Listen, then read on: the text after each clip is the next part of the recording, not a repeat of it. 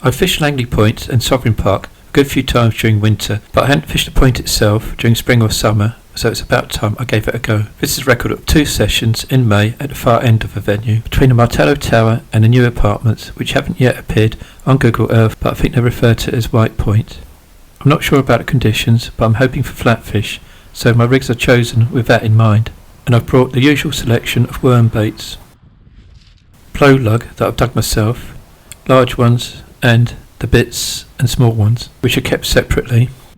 I've also got a couple of wraps of black lug and a portion of ragworm. I've arrived a bit late, about half an hour before the top of the tide, but I will be fishing the tide right down. I'll be fishing at distance, so the finger stall is going on before casting. The clip down rig has the larger worms on the size 2 hooks, whereas the boom rig has the smaller worms on size 3 hooks. Between these 2 rigs, I should at least catch something, even if my target species, plaice, do not show. And I don't really think they will show, since I think the water's a bit too choppy, too coloured for my liking.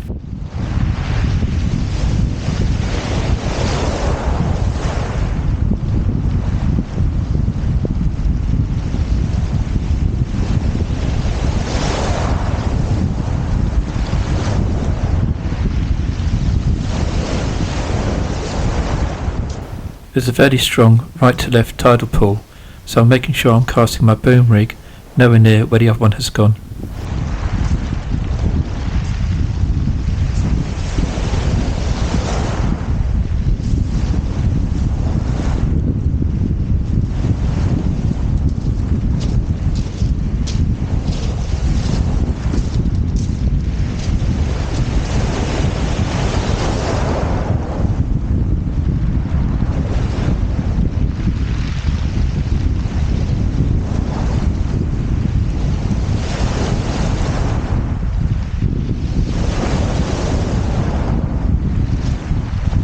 While I'm waiting for my first bite, I'll quickly run through the locational details for those who don't know this area. Some of my previous videos give a regional setting, so I'm just starting with the eastern part of Eastbourne. These are some of the venues I've covered from the pier and going into Pevensey Bay. Zooming in on the Sovereign Harbour and Langley Point area, you've got the Sovereign Beach huts near Fort Fun, then the Sovereign Park stretches leading up to the waterworks, the point itself, then the other side of Sovereign Harbour, you've got White Horses. The area I'm fishing for this video is between the last 3 groins of Eastbourne, i.e. numbers 92 to 94, which I've identified here.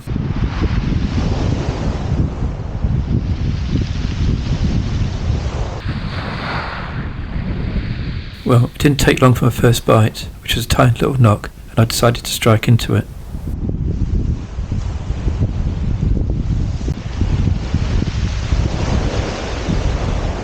Well, it feels like there's a fish on, but it can't be that big.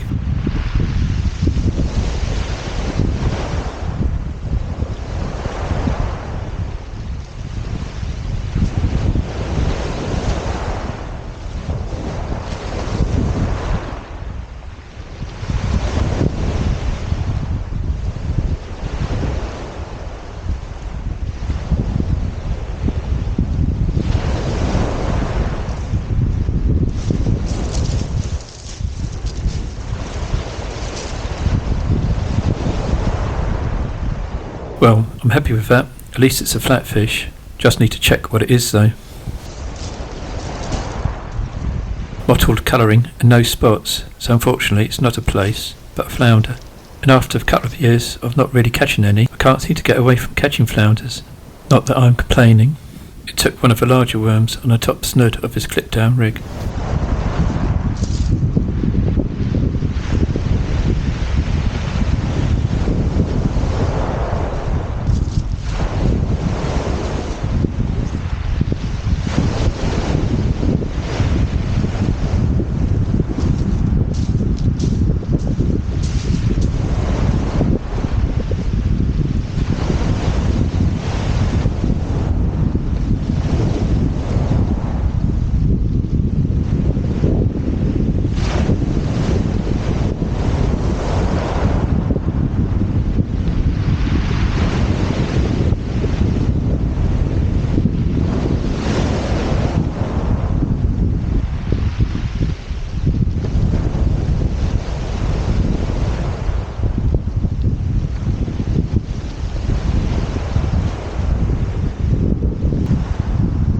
Now for a bite on a boom rig. This feels a lot better.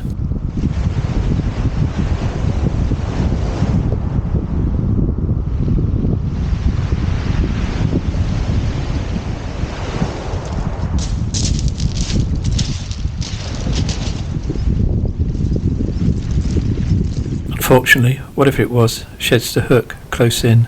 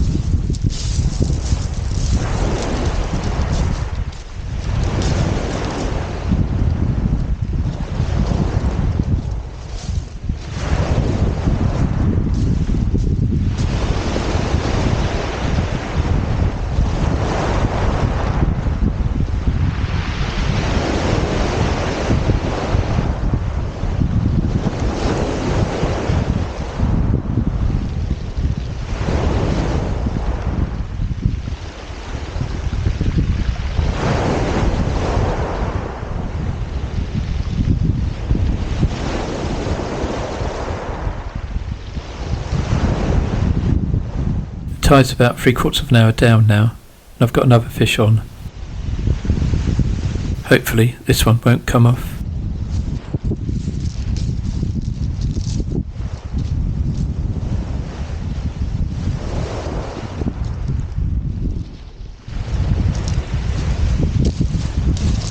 Well, I thought it would be bigger than that, but this smooth hound put up a bit of a scrap.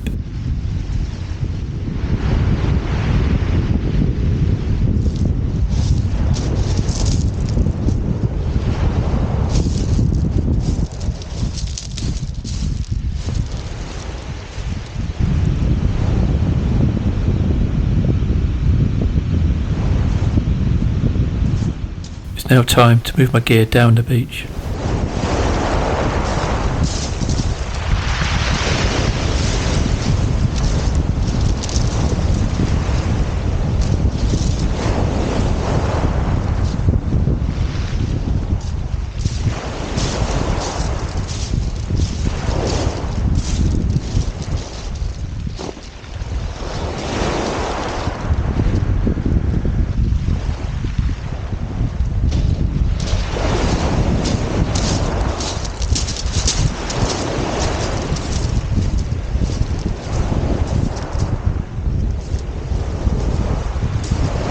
I'll rebait my boom rig before bringing the other rod down. That allows that rod to have more time with its rig in the water.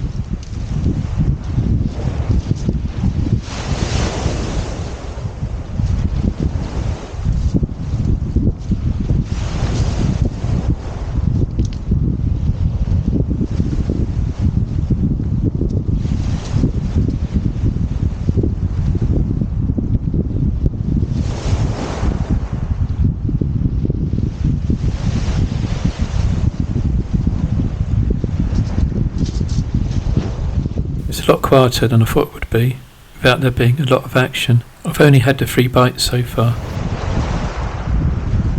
Then I get a 4th bite, and it feels like there's a fish on.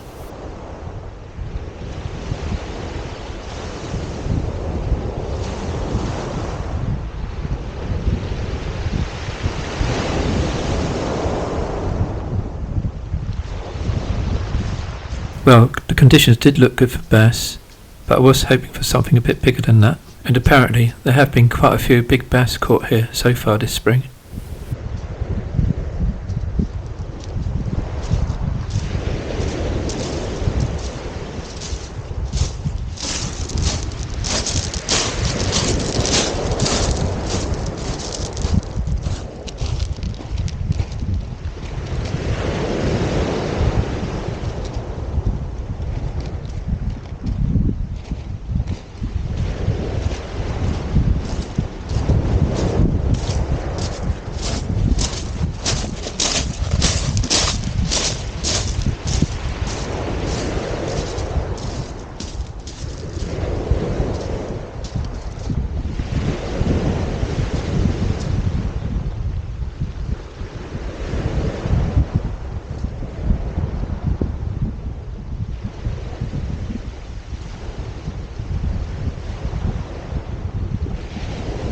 After that little bass, I then lose another one, which I think was a hell of a lot bigger. But then I strike into something with a bit of weight, but it doesn't feel right to me.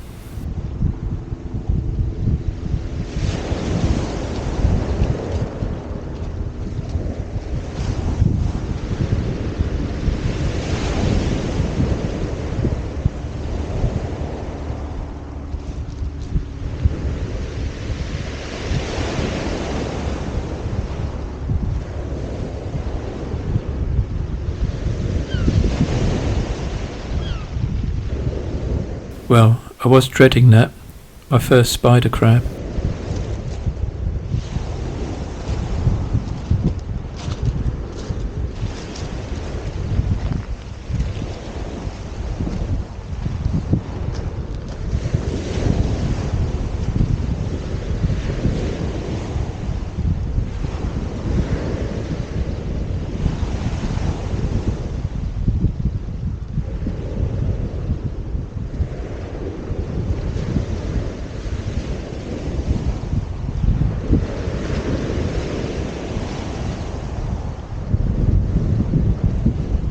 I have had enough of these over the years not to worry too much about handling them, but this is my first one this spring. I did lose a couple of hooks last time I was at Eastbourne, and after losing 3 more hooks to these in this session, it was time to go home.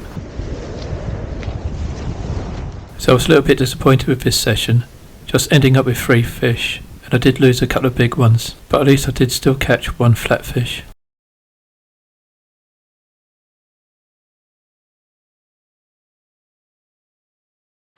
I was back a week later for another go, and conditions were fairly similar, although it was a little bit more windy.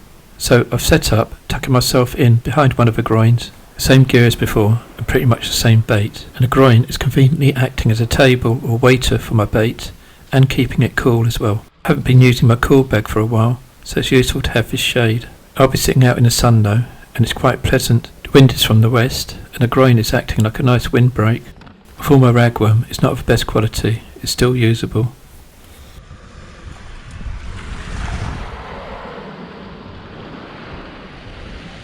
For this session, I've gone for the short wire boom rig to fish alongside my normal clip down rig. Unusually of late, it's t-shirt weather, and you can't beat one that matches the colour of the water. The sea has been churned up quite a bit, and it's got this milky, turquoisey colour. The tidal pull is much stronger than before, and just to be on the safe side, I'm using 30-pound braid instead of 20-pound braid this time. There is a chance that sometime in the tide I might not be able to hold bottom, and I don't want my rigs dragging into snags, but if that happens with 30-pound braid, I've got a better chance of getting them out. With hindsight, I should really be using mono, but I've left that in my vehicle. Using braid is not ideal in a crosswind, particularly when it's in the same direction as a strong tidal pull, so I'm having to cast updrift and just hoping I can tighten up without there being too much of a bow in the line.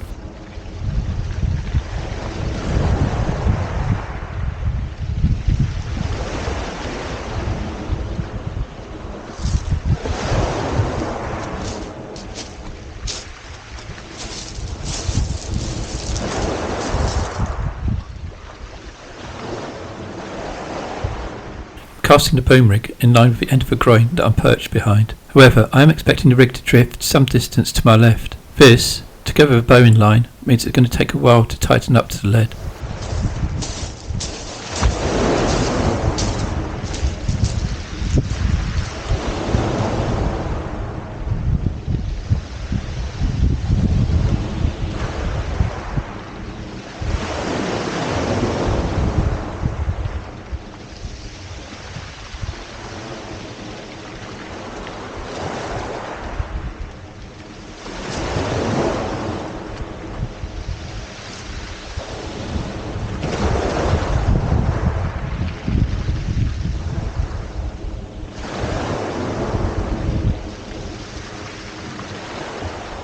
Under these conditions, it's a lot harder to tighten up to your lead than if you're using mono, so inevitably it takes a bit longer, and sometimes you have to use much larger leads than you would expect to.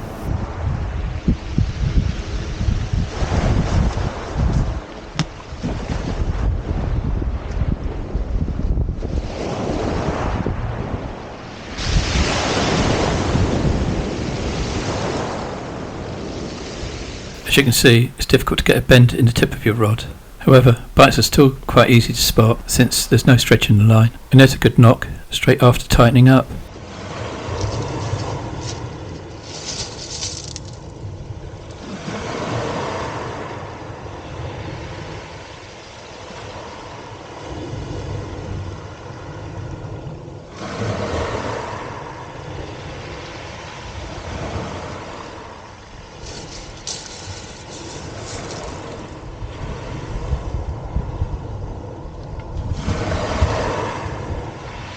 So, first blood to the boom rig with one of those baby smooth hounds taking the ragworm.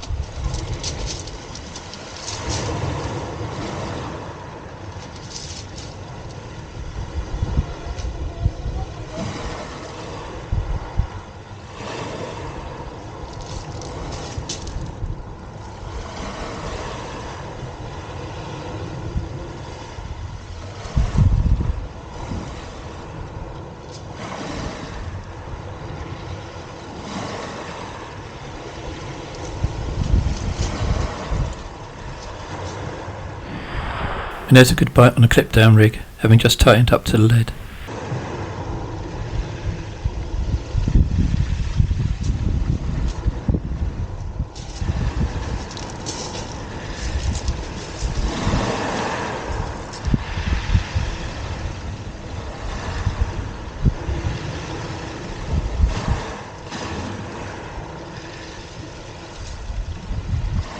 And it's another one of those smooth hounds.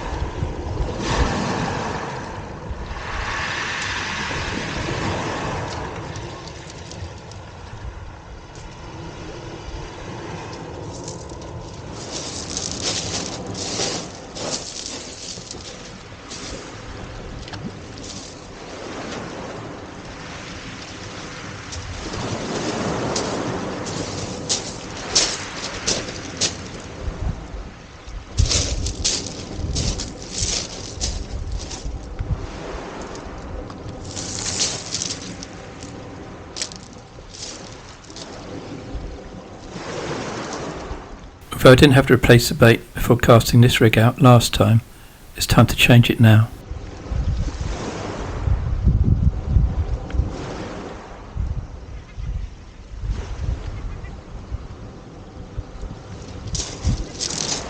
I'm going for lugworm on the bottom hook and rag on the other two.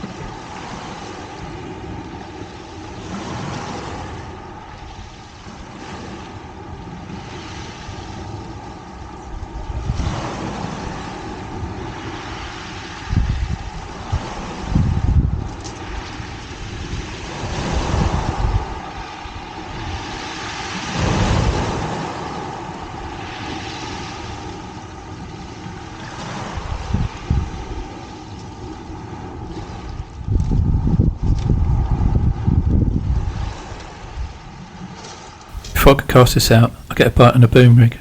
This may look a bit awkward, but I do manage to strike into it.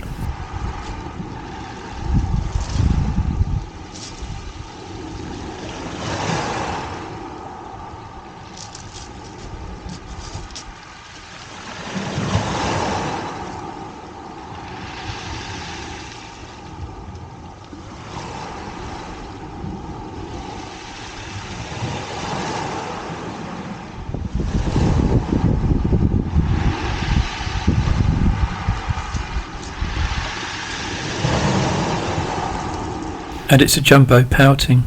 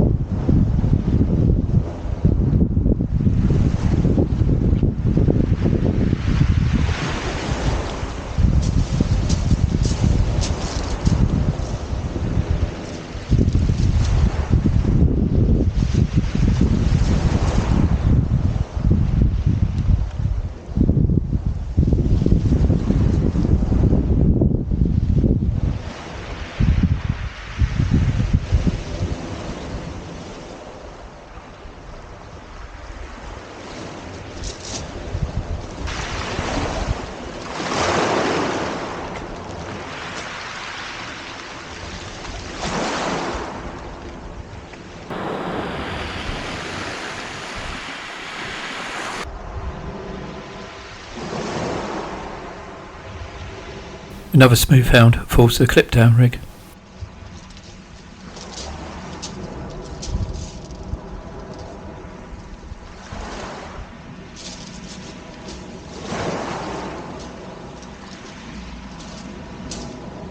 It's clouding over and the wind's veered round a bit, so the micro fleece has come on, but the bites still keep coming.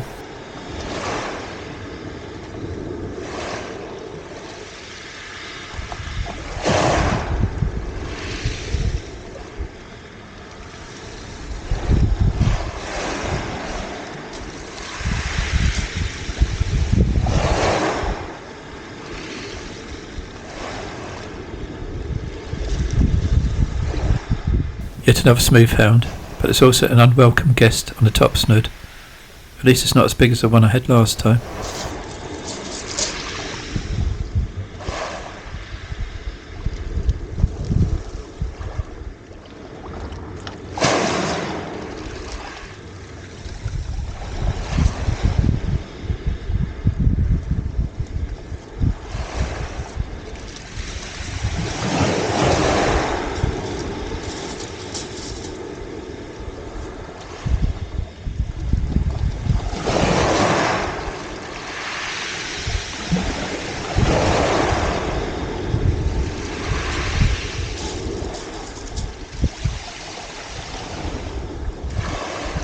Another half reasonable pouting.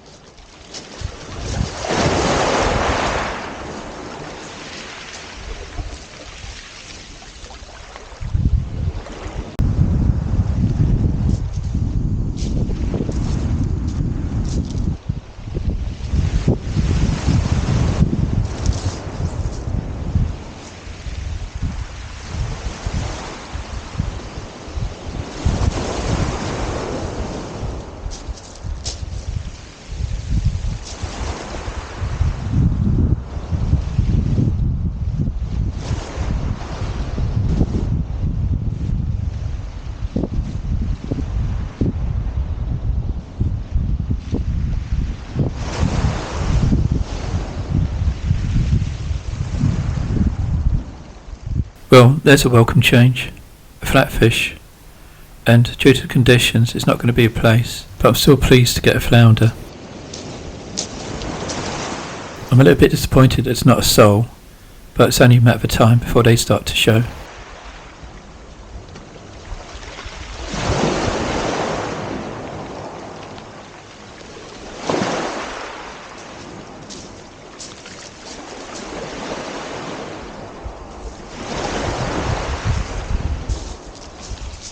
Fish are tied down for a couple of hours, but just like my last session, the bites dried up and I got pestered by spider crabs.